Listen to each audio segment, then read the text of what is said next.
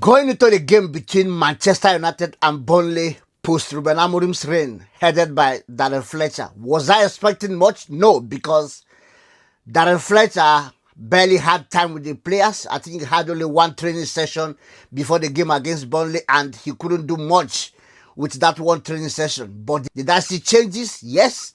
They were the same players, almost the same lineup, but the formation was different. Not just about the formation, but the way they played. What was those things that I saw? Let me tell you one thing. Before the game against Burnley, Sesko has played 9 games goalless. That game against Burnley, he scored 2 goals. And look at the goals he scored. 1 assist from Patrick Dogu cross, a tap in. The second one, another close range pass, 1 shot goal.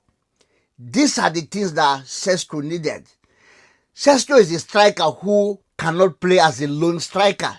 We've seen him struggle this season because when you're playing that formation of Ruben Amorim, he does not have anybody who is close to him. Most times, he found himself standing alone, and by the time he has the first touch or second touch, he'll be dispossessed of the ball. But yesterday, he had Bruno Fernandes close to him.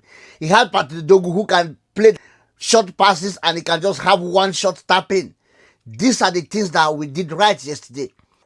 Throughout Ruben Amorim's reign, you all remember that we were playing 2 midfielders. That is either Casemiro and Ugarte or Casemiro and Bruno Fernandes. Bruno Fernandes was playing deeper. But yesterday, Bruno Fernandes played the role he was more familiar with. Be it 8, you call it, or 10. But you could see that yesterday's game we had 30 shots attempts. That is the most we've had in Premier League since 2016. And that has a long way of telling you how attack-minded this team was.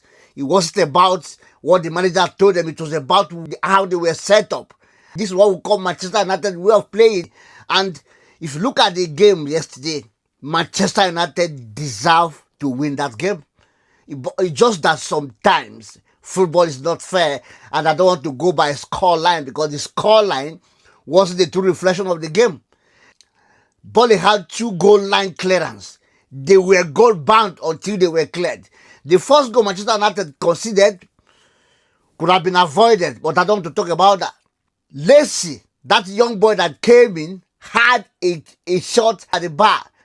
If Lacey's shot has gone in, it would have been a different ball game. But I saw things that we didn't do all throughout Ruben Amorim's reign.